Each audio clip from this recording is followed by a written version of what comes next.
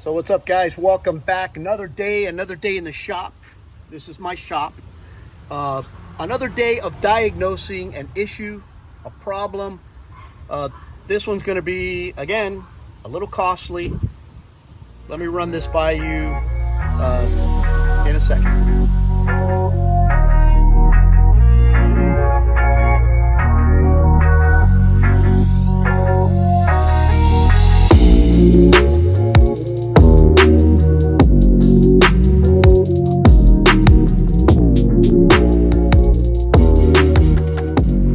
So first off, welcome back to the channel, guys. It has been a very busy winter or off season for me, project after project. Some of the projects I shared with you guys weren't even RV related. They were house issues.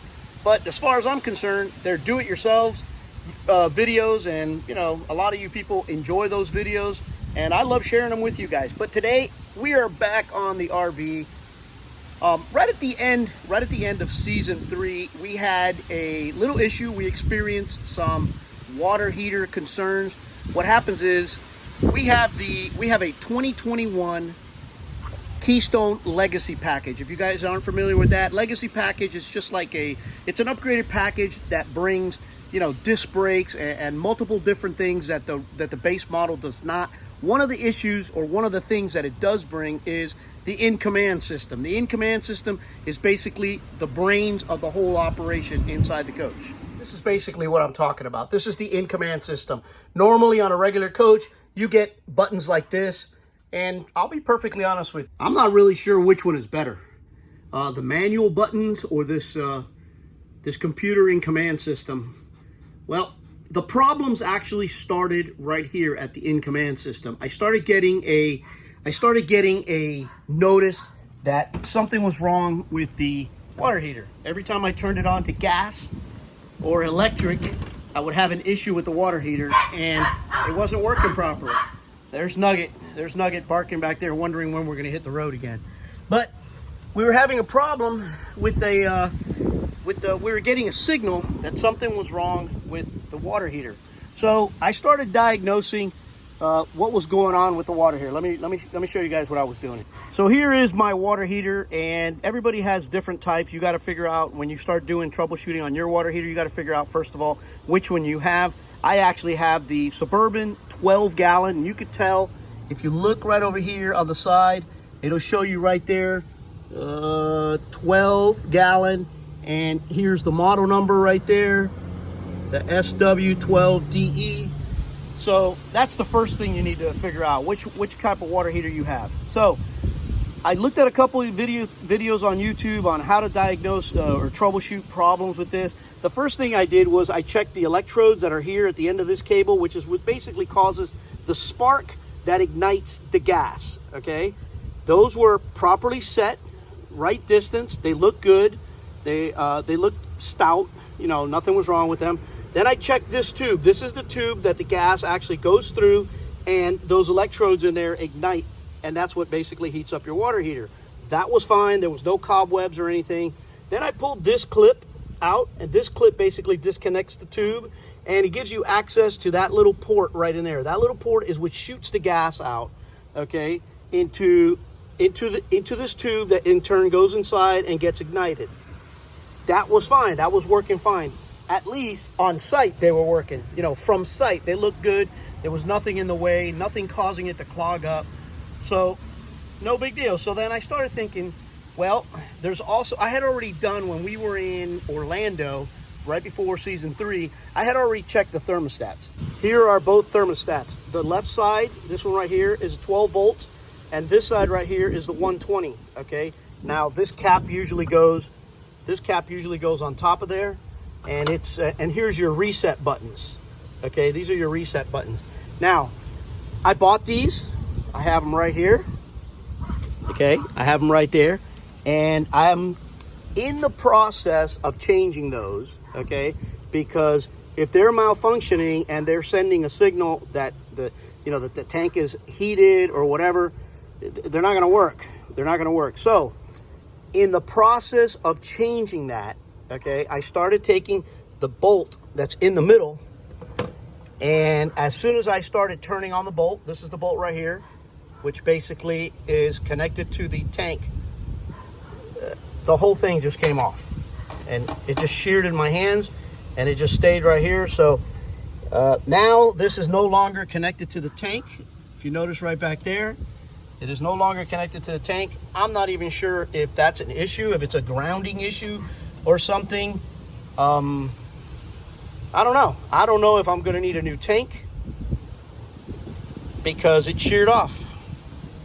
All right, so a few days have gone by. I kind of set this whole project aside. We had the RV show in the way. I had a few other little projects that I wanted to touch on and basically wrap up. And I'll share that with you guys a little bit more on that. I got a few little updates on some of the projects that I had done. But we are back on the water heater today. Turns out, after giving it a lot of thought, after having conversation with Suburban, the actual manufacturer of the water heater, you know, I had a few issues. The gas wasn't getting through.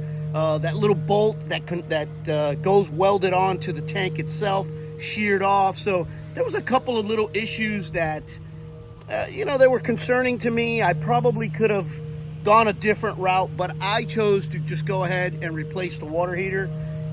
Yes, some people are probably looking at this saying, man, that's a costly choice. But, you know, that's what I chose to do. I figure we're on the road, we're traveling. The last thing I want to do is have any more problems with the water heater. So I chose to go ahead and change it.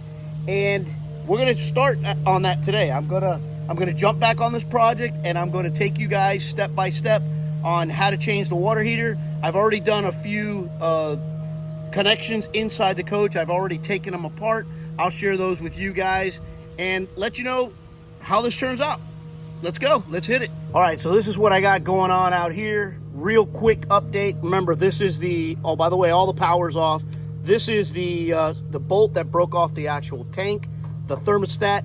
This is the 12 volt. This is the 120 volt side. I've got all this taken apart. I've got my anode rod pulled out. The tank is empty.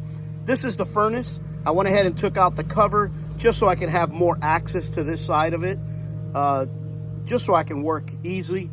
Let's run inside. Let me show you what I got going on inside. All right, so some of you guys already know the model of Montana that I have, the Keystone Montana that I have, is a 3791 RD, which stands for rear den, but you guys already knew that. For those of you that didn't, I'm bringing it up. Now, these water heaters can be pretty intense work because sometimes, not sometimes, you have to have access to the back of the water heater for both the water lines, the gas line, and the power. Now, depending on the model that you have, the access or the ability to access the back of the water heater can be either a pain in the butt, or in my case, a pretty simple. I'll show you. So as you walk into my coach, right here to this side is the pantry. If you go in the pantry, down at the bottom, there's a box that has a cover, and normally there's things, you know, that Myrna stores there. But if you lift that cover, which I did here, and I just kind of like got it temporarily stuck up there, look at this. Here's my water heater, there's my furnace, there's the electrical hookups, here's the water hookups, the lines, the hot, the cold, that go right there and down at the bottom. The wiring harness that comes from the coach, everything is right here. This is the actual water heater harness. Everything is right here. So in my particular coach, the 3791, most or all of this work regarding the back of the water heater is done inside the coach in the air condition. Not bad. Not a bad setup. I mean, for me, it's a win. But now we're going to go outside and we're going to work on pulling this bad boy out. Let's go give it a shot. All right, so we are back outside, and obviously I've already removed the cover, which is right there. That doesn't require any mechanical, you know, no bolting or nothing like that. I have removed the 4 screws, these 4 screws right here, which basically hold this outer ring onto the actual water heater itself. Now I'm going to go ahead and use a X-Acto knife or a utility knife, and I'm going to go ahead and gently cut out this this caulking strip. Start working on that so that I can remove, well, you know what? Hold on a second. Hold on a second. I don't think cutting it out is going to be necessary. Well, this one down here, I'm going to have to cut it out. But look at this, folks. Yes, sir. This is, oh my God, I can't believe this. This is,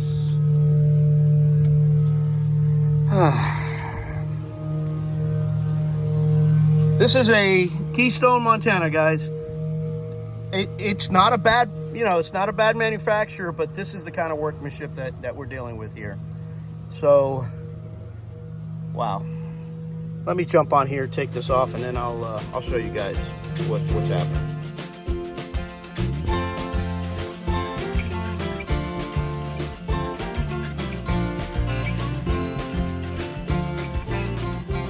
All right, not sure if you guys noticed because I had the camera on time lapse, actually very quick, so it may have been, I don't know, 10 seconds to you guys. The bottom, just cut it out real quick. I don't know if you noticed, there was a bunch of water.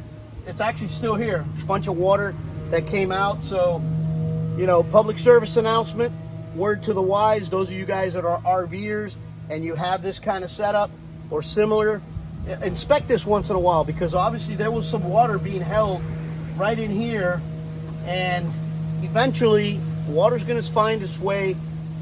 It's going to find its way out. It's going to go somewhere. So, you know, word to the wise, keep an eye on this. And from now on, whenever I do the draining of the, you know, to remove the anode rod, I'm going to take caution and maybe put something here so that the water drains completely out. In other words, I'm going to try and do my best to minimize the amount of water that hits this area, because I don't know if you guys noticed, it basically just stood there. So, enough of that.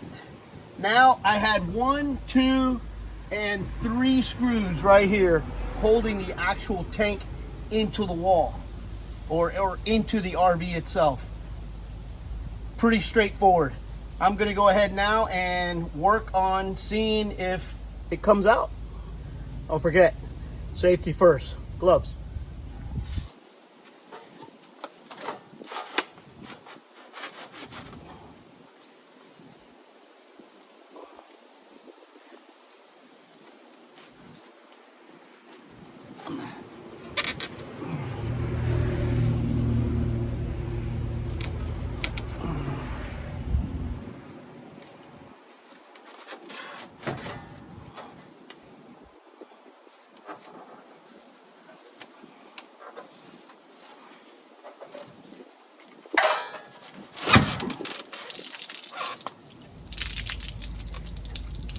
Lots of water.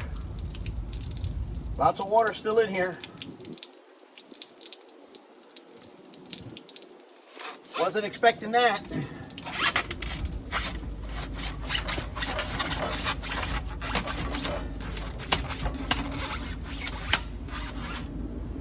Wasn't expecting that. But it is what it is. All right. So now, while it is halfway out, I'm going to go check the new water heater to see if this already comes installed, the power cord, or if I have to switch it out. Don't know. But I'm going to find out in a minute, and so will you.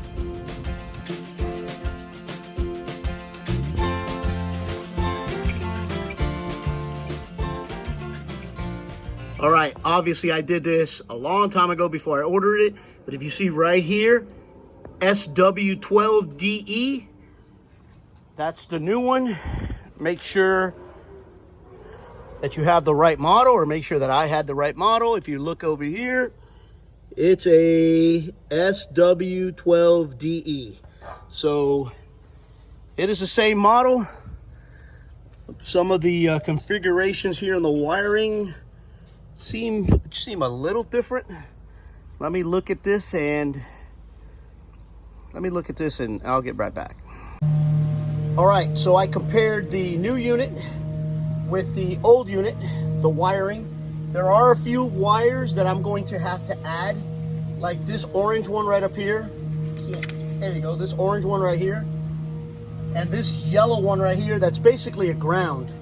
And I'm going to have to add it. It doesn't bring it in that unit. And I'm sure it is something specific to do with the in-command system or the way that this coach is wired. But I think that as long as I copy exactly what's on here to the new one, I think we'll be good to go.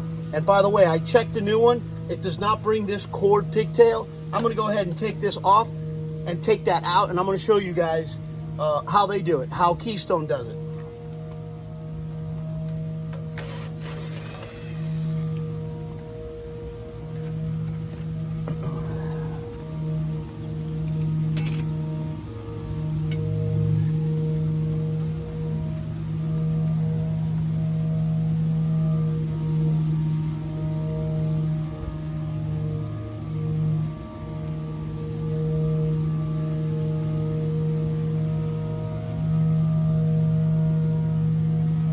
All right, so I can see that this little motherboard here, this little motherboard right here on top, has the yellow that goes out, comes across, and is grounded over here.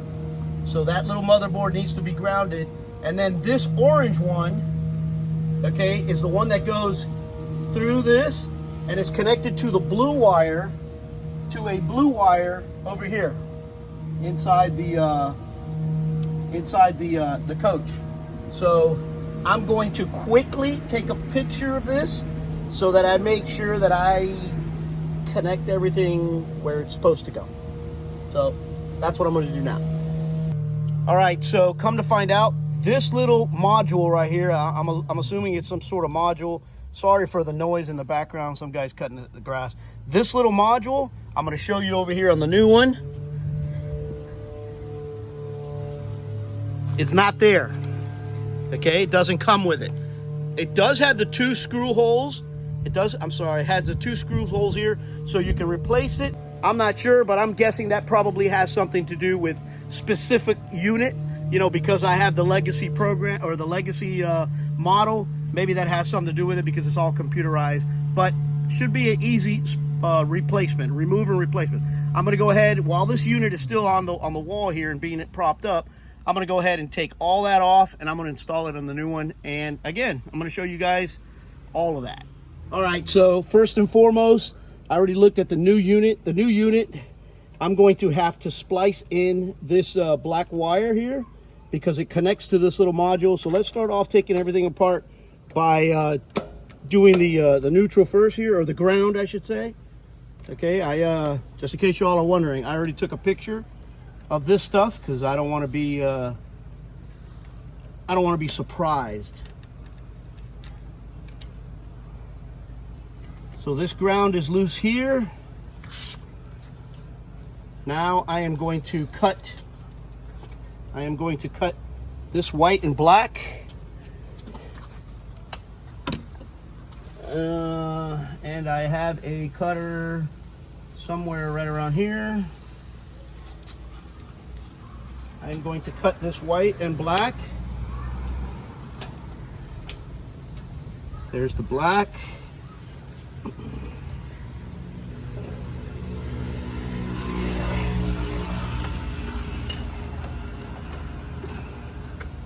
Goodness gracious.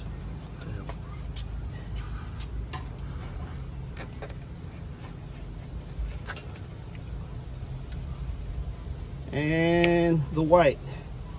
So I can pull it out. Okay. That's connected to this little module. Now the orange, I can pull it out. That's also connected to the module.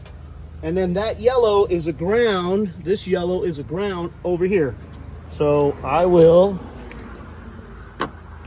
take this one apart.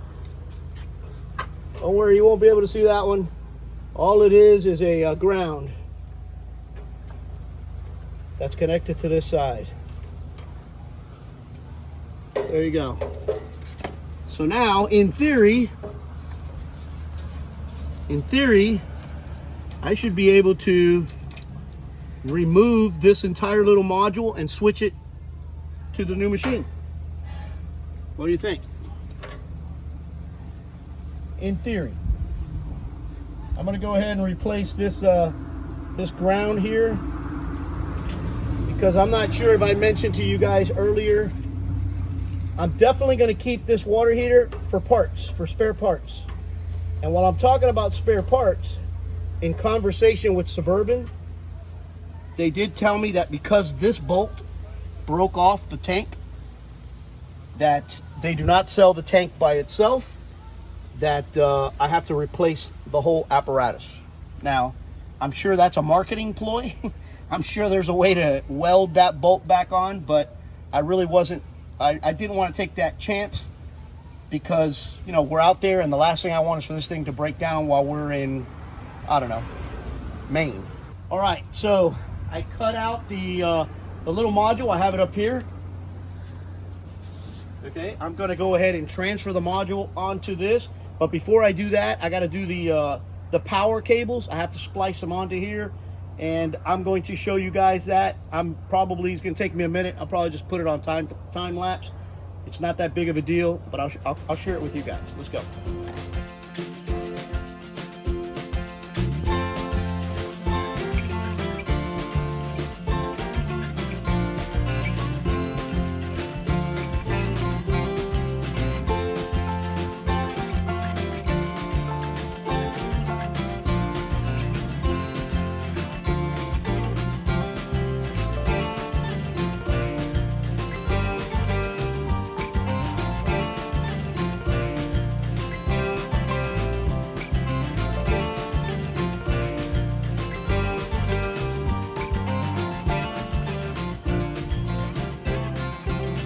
Alright guys, so I ran it on time lapse, not to bore you guys with all the little itsy bitsy stuff.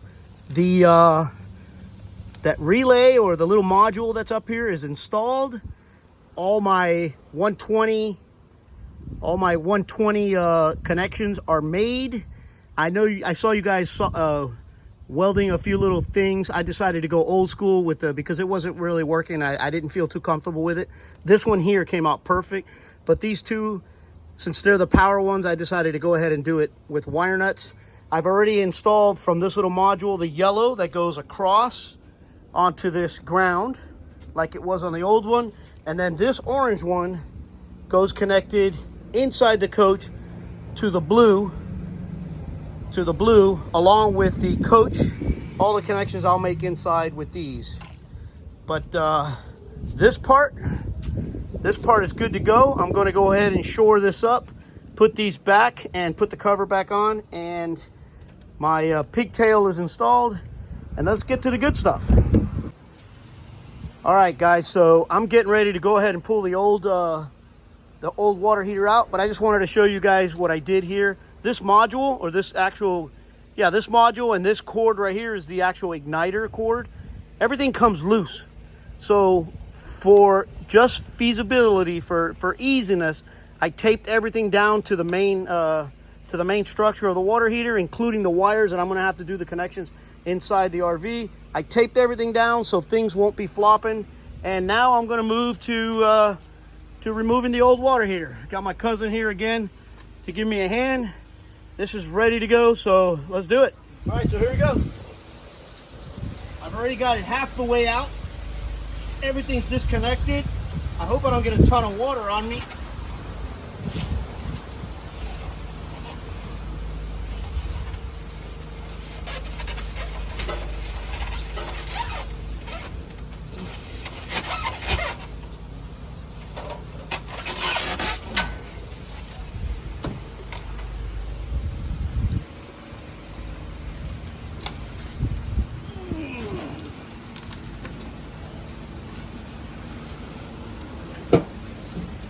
All right. Now the manufacturer does recommend that you remove these nipples and install them in the new one while it's outside, and that's exactly what I'm going to do. All right, so I didn't videotape, no big deal. The two nipples came out, the top one and the bottom one. One's hot. Actually, it's the other way around. The top one is hot. I'm sorry, the bottom one is hot, the top one is cold. You really can't make a mistake here. Hot is top. Yeah, okay, hot is top, bottom is cold. You really can't make a mistake because the nipples are different sizes. Okay, the nipples are different sizes. These holes they're different sizes as far as the bolt to take them apart. Okay, so can't really make a mistake. I don't have a plumber's wrench, which is really what we should be using for this, because it was stolen when my truck was stolen. But I used a pair of vice grips for the bottom one, and the top one I had a 7/8. So now what I'm going to do is I'm going to install these in the new hot water heater, but I'm going to use some plumber's dope to make sure it goes on good, and then we'll get back at you.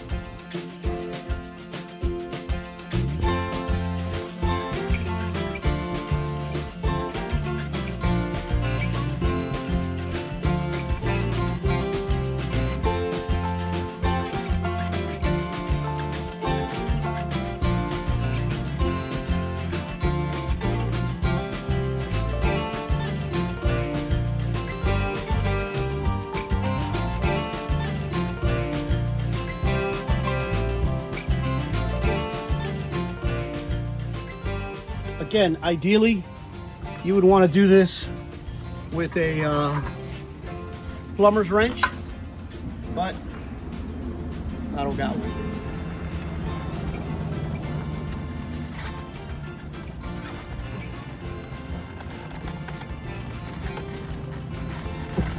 I don't have one.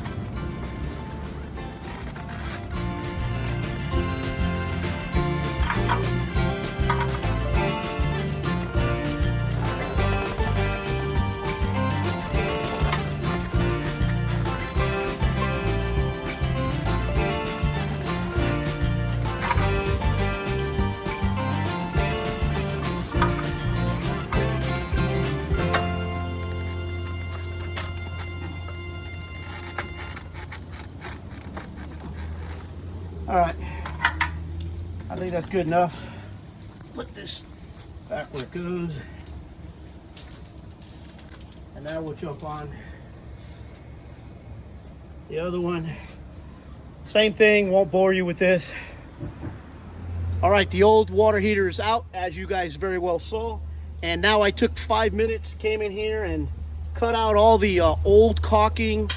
I don't know, I'm just built that way. Used a little alcohol, rubbing alcohol, to take off all the old caulking, clean it up real nice. And now we're gonna see how easily or not the new one goes in. Let's give it a shot. All right, let's gather up all our cords. Let's pick it up and walk towards the RV.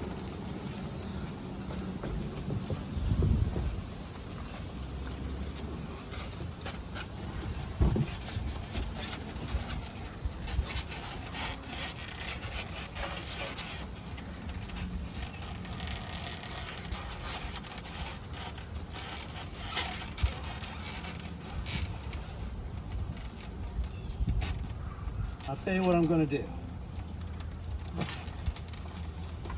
I'm going to unplug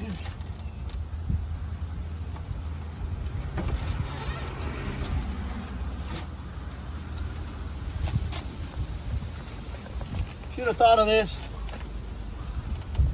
I'm going to go ahead and unplug the igniter cord.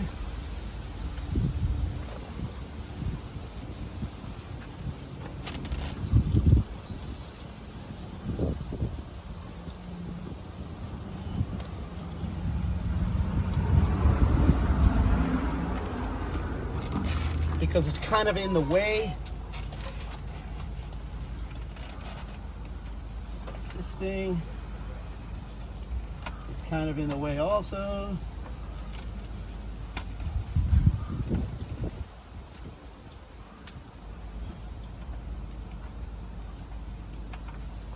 I'll install that when I get back inside. For now, it's just a matter of wiggling it around.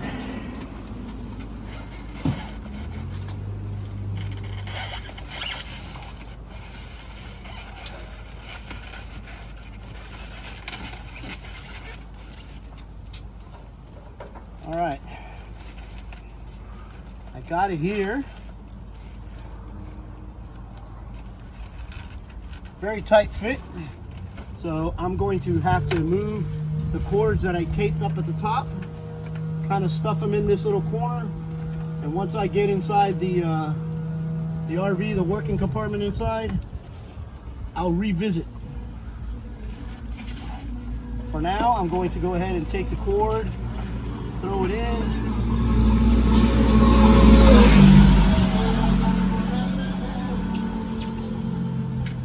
Can't do nothing about the loud music and the jerks.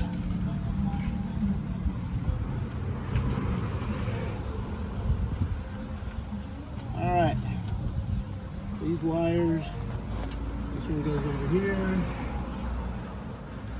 in the side. Go back to wiggling.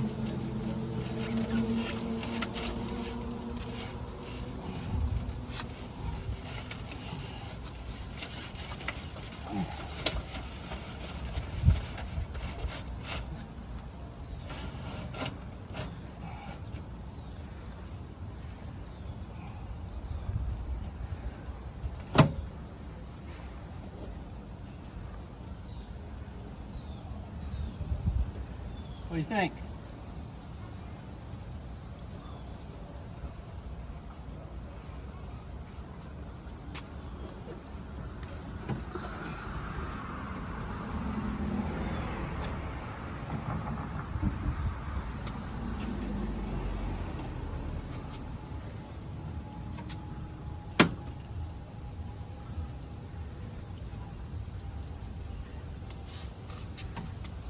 I think we're good. I think we're good. Now, before we do anything in here, before I replace any of the screws, I'm going to go ahead and go inside, see what I'm working with, make sure that all the cables came through okay, and then I can go ahead to shoring this thing in. Let's go inside. All right, so here's a look from the inside. Everything came through, nothing got caught. My little wire here that goes to my ground is good. My module came through, or my little brain. The orange one came through, and then the entire harness came through. So did the igniter wire, which I have right here. That came through. So everything's in tip-top order. Now I can go and make sure that it is, I don't know, I haven't decided. I may just do this part in here first. I may do this part in here first and then just finish it up outside just in case there's any issues. So obviously I don't have the ability or the space to videotape. This is just a matter of you know, connecting wires based on the harness. Now I have the harness up here, and if you notice, I cut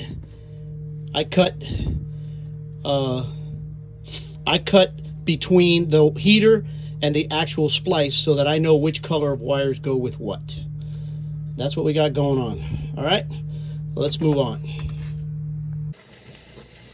All right, you see what we got going on here? I actually have the hot water heater side open, and I'm purging. That's all the air coming out of the tank. For those of you wanting to do a job like this on your own, very important that you make sure that your tank is full before you operate the hot water heater, because it takes a fraction of a second to burn out the electrical element. And now if we move over here, all my lines are connected. The water lines are connected, no leaking. All my power is connected. I'm plugged in down there. Everything is done except for the outside. I have not finished the outside because I wanted to make sure that this is all working, up and running. Right now I'm purging the hot water, or I'm clearing the air.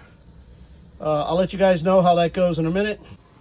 Like I've mentioned before, I think I told you guys, it's not a difficult project. Gotta have I say take a lot of pictures for the electrical part. Take a lot of pictures to make sure that you get all your wires correctly.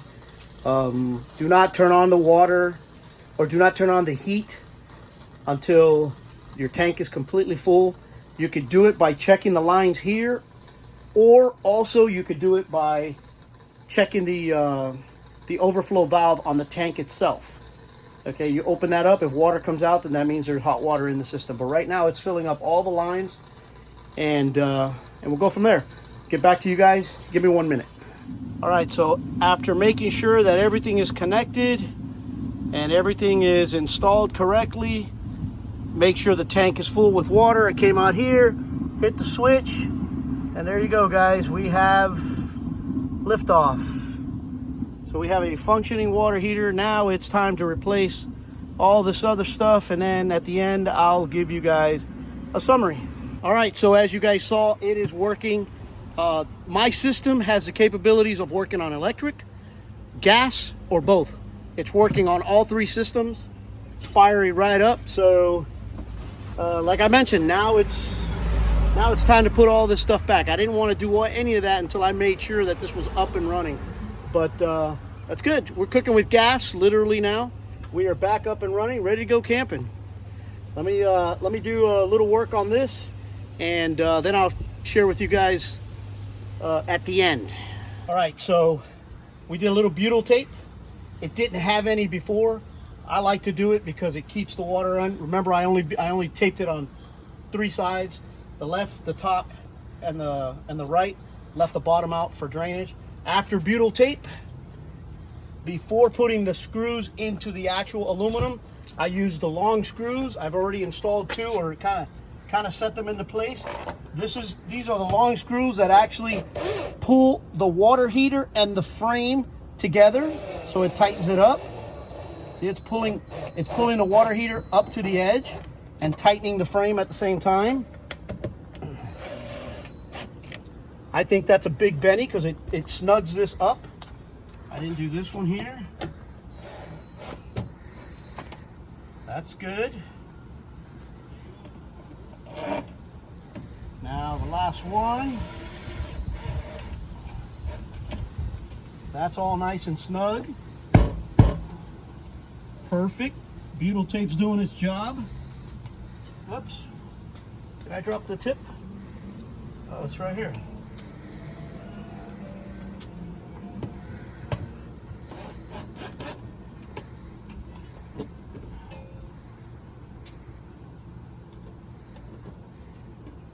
That's perfect. Now I'll come back, and it asked for, or it had 3, if you guys remember correctly, it had 3 self-tapping screws that go into the frame. I'm going to enter those right now, or apply those right now.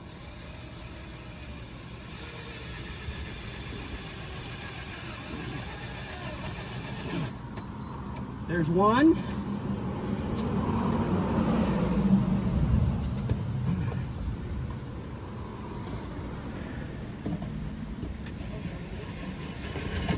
Whoops.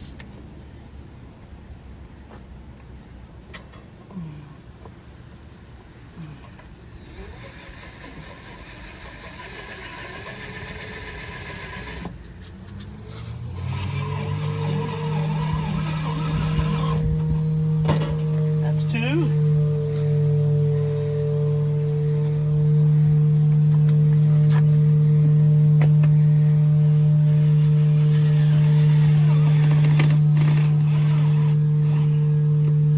That's 3. I'll add one right here.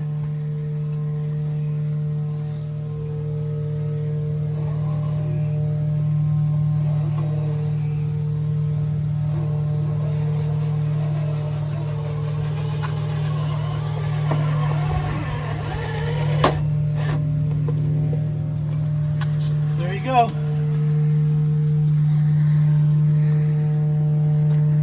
That's nice and tight. I'm going to dry this up. There was water here because when I was making sure that the tank was full, again, public service announcement, make sure your tank is full before you power this thing up. You will burn your electric element in a fraction of a second. So there's water here because I had checked the tank. I'm going to dry this up, and I'm going to go to put some caulking on here, and that'll finish the project up. But just to give you guys an idea of how it'll look, it goes like this.